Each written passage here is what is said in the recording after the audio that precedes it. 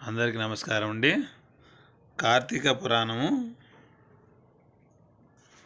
ఇప్పుడు కార్తీక మాసం కదండి. కార్తీక మాసంలో మనం 30 రోజులు 30 కథలు వింటే మంచిదని చెప్తారు. అందులో 1వ అధ్యాయం మొదటి రోజు వశిష్ఠముని జనక మహారాజుకు కార్తీక మాస విశిష్టతను వివరించుట. మహాజ్ఞాన సంపన్నులు తపోనిష్ఠులైన ఋషులకు మునులకు నిలయము పుణ్యప్రదమైన నైమిషారణ్యం. భారతదేశం నందున్న ఈ నైమిషారణ్యము రకరకములైన పళ్ళు, కాయలు, పువ్వులతో నిండి ఉన్న వృక్షాలు, చెట్లు, లతలతో అలరారుతుంటుంది. ఆ అరణ్యంలో నివసించే చిలుకలు, గోరువంకలు, చక్రవాకములు, హంసలు, మయూరాలు వాటి విన్యాసాలతో మనసుకి ఎంతో ఆహ్లాదాన్ని కలిగిస్తుంటాయి. దానికి తోడు సహజ వైరము కలిగిన పశుపక్షాది మృగాలు కూడా తమ సహజ వైరాన్ని వదిలిపెట్టి పరస్పరము స్నేహ ఆదరాలతో కలిసిమెలిసి తిరుగాడుతుంటాయి. అవడానికి అరణ్యమే అయిన యజ్ఞ యాగాది క్రతువులతోనూ, పురాణ ఇతిహాస ప్రవచనాలతోనూ, వేదాంగాది చర్చలతోనూ నిండి పరమ పవిత్రమైన భూలోకంలోని స్వర్గమేమో అనిపిస్తుంటుంది. అంతటి మహోన్నతమైన ఋషివాటికలో సుప్రసిద్ధుడైన వాడు సూత మహర్షి. సూత మహర్షి వేదాంగ విజ్ఞాన గణుడు, పురాణ ఇతిహాస ప్రవచనకర్త, భూత భవిష్యత్ దర్శనాలను తెలిసిన మహాజ్ఞాని. తనకు గల మధుర మంజుల వచో సామర్థ్యంతో వేద ధర్మాలను, వేద విజ్ఞానాన్ని సవిస్తరంగా వివరించి చెప్పగల మహామేధావి. సాక్షాత్తు భగవత్స్వరూపుడైన ఆ మహనీయుని వలననే నైమిషారణ్యం పరమ పవిత్రమై, సకల విజ్ఞాన క్షేత్రమై, మానవధర్మ ప్రబోధకమై ప్రకాశిస్తున్నది. ఒకానొక నాడు నైమిషారణ్యంలోని ఋషులంతా సూత మహర్షి దగ్గరకు వచ్చారు. తన వద్దకు వచ్చిన మహర్షులందరినీ సూతుడు గౌరవించి కూర్చోబెట్టి, అందరూ ఒకేసారి వచ్చిన కారణం ఏమిటి అని ప్రశ్నించాడు. వచ్చిన వారిలో ఒకడైన ఋషులందరికీ నాయకుడైన శౌనకుడు సూత మహర్షికి నమస్కరించి, మీ కారణంగానే మేమంతా సమస్త వేద విజ్ఞాన సంపన్నులమై, కర్మ ధర్మాచరణ ప్రవక్తలమై, యజ్ఞ యాగాది జపో తపోనిష్ఠులమై వృద్ధి పొందుతున్నాము. మీ చేత కార్తీక మాస మహత్యంను చెప్పించుకొని వినాలని వచ్చాము. కార్తీక మాసము హరిహరులిద్దరికీ పరమ ప్రీతికరమైనది. ఈ మాసంలోని 30 రోజులు పరమ పవిత్రమైన పర్వదినాలే. ఈ మాసంలో చేసిన స్నాన, జప, తప, దానాలకు అపారమైన ఫలసిద్ధి లభిస్తుందని విన్నాము. అంతటి విశిష్టమైన కార్తీక మాస వైభవాన్నంతటిని సమస్త విశేషాలతో సవివరంగా వినిపించి మమ్మల్ని కృతార్థులను చేయవలసింది అని సవినయంగా ప్రార్థించాడు. సూతుడు, ముని జనశ్రేష్ఠులారా, మీ కోరిక పరమ ఆమోదకరం. మీరన్నట్లే కార్తీక మాసం అత్యంత పుణ్యప్రదమైనది. ఈ మాసం కేవలం హరిహరులకు మాత్రమే కాదు, సమస్త దేవతలకు ప్రీతిపాత్రమైనది. ప్రతి మాసంలో ఏదో ఒక రోజు పర్వదినం ఉంటుంది. కానీ ఈ కార్తీక మాసంలో 4 రోజులు పర్వదినాలే. ఈ మాసము ధర్మ కార్యాచరణలకు, నియమనిష్టలకు నిలయము. ఈ కార్తీక మాస మహత్యం విన్న వారికి పుణ్యగతులు లభిస్తాయి. ఈ మాసంలో కర్మసాక్షి అయిన సూర్య భగవానుడు తులారాశిలో సంచరిస్తుంటాడు. కనుకనే ఈ మాసంలో చేసిన పూజలు, వ్రతాలు, దాన ధర్మాలు, దీపారాధనలు, నక్తములు, ఉపవాసములు, పురాణ శ్రవణములు అనేక జన్మల్లో చేసిన పాపాలను పరిహరింపజేసి పుణ్యగతులను ప్రసాదిస్తాయి. అభీష్ట సిద్ధి లభించి జీవితం సుఖమయమై సాగిపోతుంటుంది. ఇహపరాల్లో ఉత్తములై వర్ధిల్లుతారు. మానవ శ్రేయోభిలాషలై తరించే మీకు ఈ పురాణాన్ని వినిపించడం వలన నేను ఉత్తమ గతిని పొందుతాను అన్నాడు.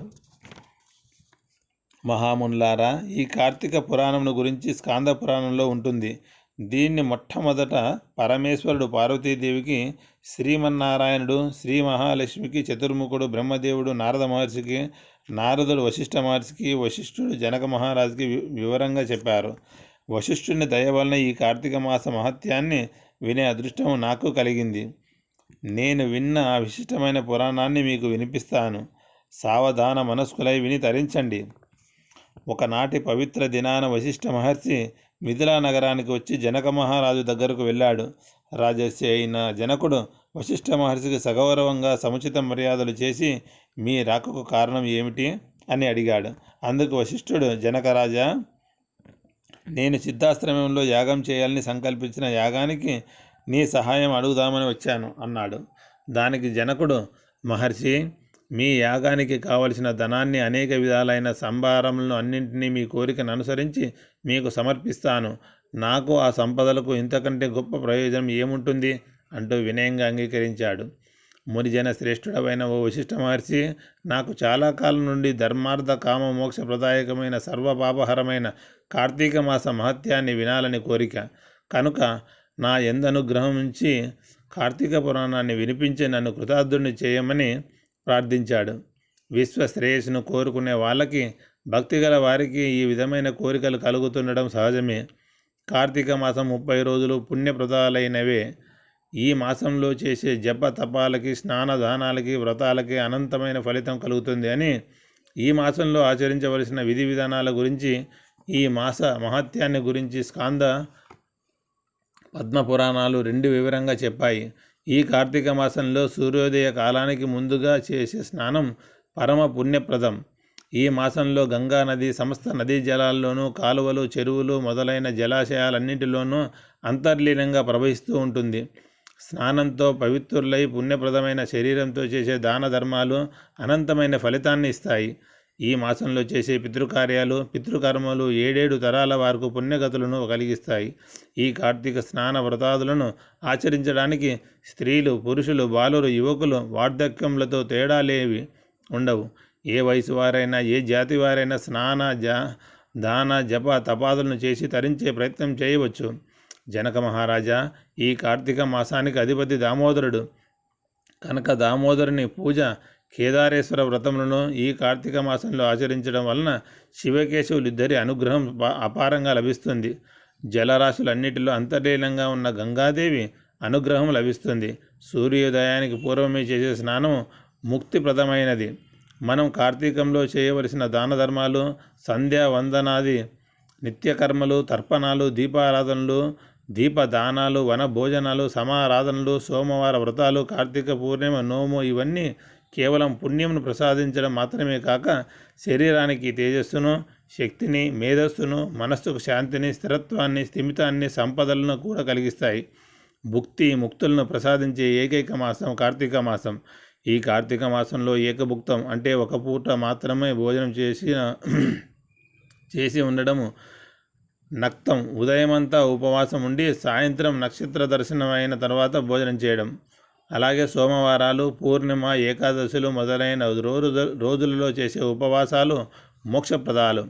పూర్తిగా ఉపవాసం చేస్తూ సంధ్యా సమయంలో తీర్థప్రసాదాలను స్వీకరించడము, ఉపవాసం చేయడం అనేవి పుణ్యముక్తి ప్రదాలు. వారంతటా వారుగా ఇతరులు పెట్టిన దానిని మాత్రమే భుజిస్తూ నిత్యం జపము, తపము, పురాణ పఠనము, దీపారాధన చేయడము, క్షేత్ర సందర్శనం మొదలైన వాటన్నిటికీ భక్తి శ్రద్ధలతో చేయడము ఆరోగ్యదాయకమే గాక మోక్షకారకం కూడా. ఈ దీక్షతో కార్తీక సోమవార వ్రతం చేసిన ఫలితం లభిస్తుంది. మొదటి రోజు పారాయణం సమాప్తం. థ్యాంక్ యూ అండి.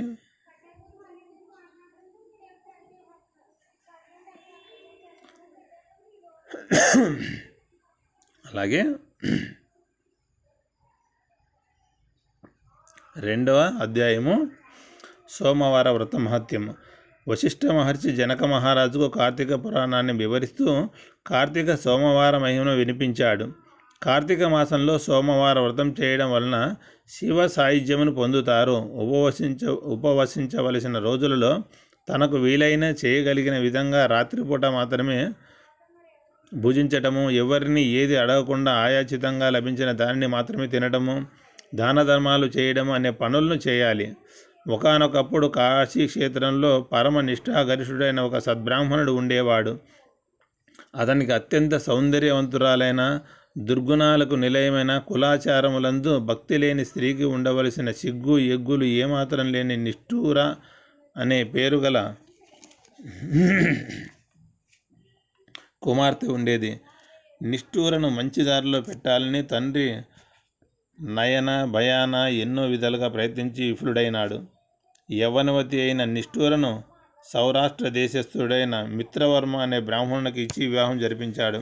మిత్రవర్మ భార్య సౌందర్యానికి దాసుడై మురిసిపోతూ ఆమె ఎంత నిర్లక్ష్యంగా చూసినప్పటికీ ఎంతో ప్రేమానురాగాలతో చూసుకుంటూ ఉండేవాడు. నిష్ఠుర భర్తకు చెప్పకుండా స్వేచ్ఛగా తిరుగుతుండేది. పరపురుషులతో సాంగత్యం పెట్టుకొని మితిమీరి ప్రవర్తించేది. అత్తామామలు కోడలి ప్రవర్తనను భరించలేక కుమారునికి భార్యపై గల వ్యామోహాన్ని ఆపలేకపోవడంతో వాళ్ళే వదిలిపెట్టి వెళ్ళిపోయారు. పెద్దవాళ్ళ అడ్డు కూడా లేకపోవడంతో నిష్ఠూర ఆగడాలకు అడ్డు అదుపు రెండూ లేకపోయినాయి. ఎప్పుడైనా ఒకసారి భర్త తనను మందలించినా నిష్ఠూర సహించేది కాదు. తనకు అడ్డుగా ఉన్న భర్తను తొలగించుకోవాలని నిశ్చయించుకున్న నిష్ఠూర ఒకనాటి అర్ధరాత్రి సమయాన ఒక బండరాతితో భర్త తలను పగలగొట్టి చంపి శవాన్ని ఊరి బయట నూతిలో పడేసింది. విపరీతమైన స్వేచ్ఛ లభించింది నిష్ఠూరకు. విటులతో సాంగత్యాన్ని పెంచుకుంటూ పోతుంది. రెచ్చిపోయి విచ్చలవిడిగా ప్రవర్తించిన నిష్ఠూరకు కాలక్రమంగా జవసత్వాలు తగ్గిపోయాయి. వార్ధక్యం ముంచుకొచ్చింది మీదకి. నిష్ఠూరను చూసి అందరూ చీదరించుకునే వాళ్ళే తప్ప ఆదరించే వారే కరువై పోయారు. అన్నము నీరు కూడా లేకుండా పోయాయి. చివరికి దిక్కుమాలిన చావు చచ్చింది. ఆమెను తీసుకుపోవడానికి యమభటులు వచ్చారు. యమభటులు ఆమెను యమలోకానికి తీసుకుని వెళ్ళి ఆమె చేసిన పాపకర్మలకు తగిన విధంగా మిక్కిలి కఠినమైన శిక్షలను విధించారు. వాటిని అన్నింటినీ అనుభవించిన నిష్ఠూర శిక్షలు పూర్తి అయిన తర్వాత కుక్కగా భూలోకంలో అనేక సార్లు పుట్టింది. ఒకనాడు కుక్కగా పుట్టిన నిష్ఠూర ఆకలితో నకనకలాడుతూ ఆహారం కోసము అల్లల్లాడుతూ తిరుగుతోంది. ఆ రోజు కార్తీక సోమవారం కనుక ఆనాడు ఒక విప్రుడు పగలంతా ఉపవాసం ఉండి కార్తీక సోమవార వ్రత పూజ చేసుకొని ఆ ప్రసాదాన్ని ఆరు బయట పెట్టి నక్షత్ర దర్శనం చేసుకుంటున్నాడు. ఇంతలో శునకంగా ఉన్న నిష్ఠూర ఆరు బయట పెట్టిన బలి అన్నాన్ని తిన్నది. ఆ రోజంతా ఉపవాసం ఉండి ఏమీ తిననందు వలన శివప్రసాదాన్ని భుజించడం వలన నిష్ఠూరకు పూర్వజన్మ స్మృతి కలిగింది. వెంటనే అక్కడున్న బ్రాహ్మణుని గొంతెత్తి అరిచి పిలిచింది. తనను రక్షించమని మరీ ప్రార్థించింది. దయార్ధహృదయుడైన విప్రుడు కుక్కగా ఉన్న నిష్ఠూర పూర్వజన్మ వృత్తాంతమును తెలుసుకున్నాడు. తాను బలిగా పెట్టిన శివప్రసాదమును తిన్నందువలననే ఆమెకు పూర్వజన్మ స్మృతి కలిగిందని గ్రహించాడు. అందువలన ఆ సోమవారం నాడు తాను చేసిన సోమవార వ్రత ఫలితమును నిష్ఠూరకు అంటే కుక్కకు ధారపోశాడు. దాంతో కుక్క యొక్క జన్మాంతరాల్లోని పాపాలన్నీ పటాపంచలై దివ్యరూపం లభించింది. శివానుగ్రహం కలిగింది. కైలాసం నుండి పుష్పక విమానం వచ్చింది. నిష్ఠూరను దానిలో ఎక్కించుకొని శివుడి సమీపానికి తీసుకుని వెళ్ళింది. అవశ్యమను భోక్తవ్యం కృతం కర్మ శుభాశుభం అంటుంది శాస్త్రం. మనం చేసిన మంచి చెడు పనుల ఫలితములను ఆయా మంచి చెడుల రూపంలో తప్పక అనుభవించి తీరవలసిందే. సోమవార వ్రతం సమస్త దోష పరిహారం కైలాస ప్రాప్తి ప్రదాయకం. రెండవ రోజు పారాయణం సమాప్తం. మూడవ రోజు అండి. మూడవ అధ్యాయం నదీ స్నాన మహత్యం. జనక మహారాజా, కార్తీక మాసము మాసాలన్నిటిలోకి చాలా గొప్పది. ఈ మాసంలో శాస్త్రం చేయమని చెప్పిన స్నాన దాన ఉపవాస వ్రతాదులను చేయని వారు అనేక నీచమైన జన్మలను ఎత్తుతారు. కనీసం కార్తీక పూర్ణమి నాడైనా స్నాన దాన జపాదులను చేయడం ముక్తిప్రదం. ఈ విషయాన్ని తెలియజేసే కథ ఒకటి చెబుతాను, శ్రద్ధగా విను. ఓ రాజర్షి, పూర్వం తత్వనిష్ఠుడనే సద్బ్రహ్మచార పరాయణుడు ఉండేవాడు. అతడు తీర్థయాత్రలు చేయాలనే కోరికతో బయలుదేరి సమస్త తీర్థాల్లో స్నాన సంధ్య వందనాది విధులను ఆచరించాడు. అలా ప్రయాణిస్తున్న తత్వనిష్ఠుడు గోదావరి నదీ తీరానికి చేరుకున్నాడు. ఆ తీర ప్రాంతంలోనే ఉన్న ఎత్తైన మర్రి చెట్టు కొమ్మలలో నివసిస్తున్న 3 బ్రహ్మ రాక్షసులు తత్వనిష్ఠుడిని చూశారు. నల్లని శరీరాలతో, నిప్పు కణాల్లాగా మండుతున్న కళ్ళతో, పదునైన గోళ్లతో, పొడవైన కూరలతో, నిక్కబడుచుకున్న వెంట్రుకలతో మహాభయంకరంగా ఉన్న ఆ 3 బ్రహ్మరాక్షసులు తన వైపుకే రావడం చూసిన తత్వనిష్ఠుడు భయంతో వణికిపోతున్నాడు. దిక్కుతోచిన తత్వనిష్ఠుడు శ్రీమన్నారాయణుని తలుచుకుంటున్నాడు. ఆర్తితో నిన్ను ప్రార్థించిన గజేంద్రుడిని, ద్రౌపదిని, ప్రహ్లాదుడిని కాపాడిన దయాసముద్రుడివైన నిన్నే శరణు వేడుతున్నాను. కాపాడి రక్షించు దామోదరా అంటూ గొంతెత్తి ప్రార్థిస్తూ మొరపెట్టుకున్నాడు. తత్వనిష్ఠుడు చేస్తున్న హరి నామస్మరణ విన్న బ్రహ్మరాక్షసులు అతడి మీదికి పరుగులు తీయడం ఆపేశారు. ఆ 3కి జ్ఞానోదయమైంది. అప్పటి వరకు తాము చేసిన చెడ్డ పనులను తలుచుకొని దుఃఖిస్తూ తత్వనిష్ఠుతో, ఓ మహానుభావ, నిన్ను చూడడం వలన, నువ్వు చేసిన శ్రీహరినామాన్ని వినడం వలన మా పాపాలు హరించుకుపోయి మాకు కనువిప్పు కలిగింది. మేము నీకు ఏ విధమైన అపకారమును చేయము అంటూ అతడికి నమస్కరించారు. బ్రహ్మ రాక్షసులు అన్న మాటలు విన్నాక తత్వనిష్ఠుడు తేరుకొని స్థిమితపడ్డాడు. వాళ్ళతో, మీరు ఎవరు? మీ మాటలు వింటుంటే మీరు చాలా మంచివాళ్ళు, బుద్ధిమంతులు అనిపిస్తోంది. మీకు సంబంధించిన వివరాలు చెప్పమని అడిగాడు. ముగ్గురిలో ఒకడు తత్వనిష్ఠుడితో పూజనీయుడా, నేను ద్రావిడ దేశపు బ్రాహ్మణుడని, పండితుడినైన గర్వంతో యుక్తాయుక్త విచక్షణను కోల్పోయి అందరినీ అవమానిస్తుండేవాడిని. దౌర్జన్యంగా ధన కనక వస్తు వాహనాలను అపహరిస్తూ దుర్వ్యసనాలకు అలవాటు పడి భార్య బిడ్డలను ప్రజలను కూడా బాధించేవాడిని. ఒక రోజున ఒక విప్రుడు పట్టణానికి వెళ్ళి కార్తీక దామోదరుని పూజకు అవసరమైన వస్తువులను కొని తన గ్రామానికి తిరిగి వెళ్తూ మా ఇంట్లో బస చేశాడు. నేను అతడిని అనేక విధాలుగా నిందించి అతడి వద్ద ఉన్న సంబారాలను తీసుకున్నది చాలక కొట్టి తరిమేశాను. ఆ విప్రుడు నన్ను కోపగించుకొని, వరి దుర్మార్గుడా, చెడ్డగా బ్రతకడమే నిత్యమైనదని సత్యమైనదని ప్రవర్తిస్తూ పూజా సంబారాలను కూడా ఆలోచించకుండా నన్ను కొట్టి హింసించి వాటిని సంగ్రహించావు. నువ్వు చేసిన ఈ దుర్మార్గానికి నువ్వు బ్రహ్మరాక్షసుడివై పడి ఉండమని ఆ విప్రుడు నన్ను శపించాడు. విప్రుడి పాదాల మీద పడి శాప విమోచనం కొరకు ప్రార్థించాను. గోదావరి తీరాన మర్రి చెట్టు కొమ్మలను పట్టుకొని ఉన్న నిన్ను ఒక విప్రుడు అనుగ్రహించి ఉద్ధరిస్తాడని శాప విమోచనం చెప్పాడు. అతడు చెప్పిన ఆ మహనీయుడు నువ్వే కనుక నన్ను అనుగ్రహించి నన్ను శాపభారం నుండి విముక్తుని చెయ్యి అని తత్వనిష్ఠుని ప్రార్థించాడు. ఇంతలో రెండవ బ్రహ్మ రాక్షసుడు తత్వనిష్ఠుని దగ్గరకు వచ్చి, మహానుభావ, నేను ద్రవిడ దేశస్థుడను, మందరము నా గ్రామము, నేను ఆ గ్రామానికి అధికారిని. చమత్కారపూరితమైన మాటలు మాట్లాడడంలో నేను నేర్పుగలిగిన నేను అనేక మందిని మోసం చేసి వారి వద్ద నుండి ధనాన్ని నగలను తీసుకునేవాడిని. నాకు తెలిసి ఎవరికి ఏనాడో పట్టెడన్నం పెట్టలేదు, పూచిక పుల్ల దానం చేయలేదు, ఎవరి పట్ల దయా దాక్షిణ్యం లేనివాడనే ప్రవర్తించిన కారణంగా నేను ఇలా బ్రహ్మరాక్షసునిలాగా జీవితాన్ని గడుపుతున్నాను. నన్ను ఈ పాప పంకీలంలో నుంచి బయటపడేసి రక్షించమని చెప్పి ప్రార్థించాడు తత్వనిష్ఠుడిని. ఇక మూడవ బ్రహ్మరాక్షసుడు కూడా తన గాథను తత్వనిష్ఠునితో ఈ విధంగా మొరపెట్టుకుంటున్నాడు. ఓ బ్రాహ్మణ శ్రేష్ఠుడా, నేను ఆంధ్రదేశం వాడిని, విష్ణు ఆలయంలో అర్చకుడను. అర్చకుడికి ఉండవలసిన మంచి లక్షణాలేవి నాలో లేవు. ఆలయంలో నేను చెయ్యకూడని అత్యాచారాలు ఎన్నో చేశాను. భక్తుల్ని పీడించాను, స్త్రీలను అవమానించాను, బంధువర్గాన్ని దూషించాను, భగవంతుడికి సంబంధించిన స్థిర చర ఆస్తులను వేషలకు సమర్పించాను, భార్య బిడ్డల మంచి చెడ్డలను ఏమాత్రం పట్టించుకోలేదు, వారి పట్ల ఏనాడు శ్రద్ధ చూపలేదు. ఆలయంలో భగవంతునికి చేయవలసిన నిత్య నైమితిక కార్యకలాపాలను, ఉత్సవాలను, ఆరాధనలను అశ్రద్ధతో నిర్లక్ష్యం చేశాను. ఇహలోకంలో అనుభవించే సుఖ సంతోషాలు, భోగభాగ్యాలు, వాటి పట్ల నాకు గల వ్యామోహం ఏవి శాశ్వతం కాదని తెలుసుకోలేకపోయాను. ఆ కారణంగా నేను చేసిన దుష్కృత్యాలకు అంతే లేదు. కొంతకాలానికి క్రమంగా ప్రజలకు నా దురాగతాలు తెలిసినాయి.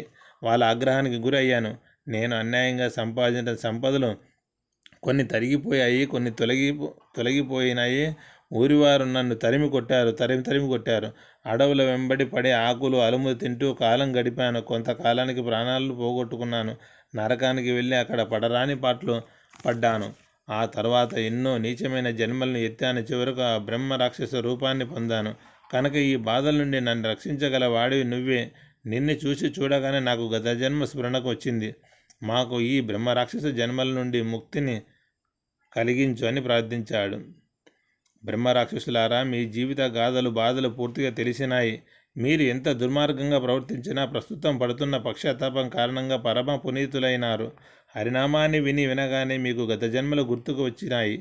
మీకు ఇక మీదట ఈ రాక్షస జన్మలు తొలగిపోతాయి. ప్రస్తుతం జరుగుతున్నది కార్తీక మాసం. ఈ మాసంలో పవిత్రమైన జలాల్లో స్నానం చేసి వాళ్ళకి పుణ్యగతులు లభిస్తాయనే మాట సత్యం.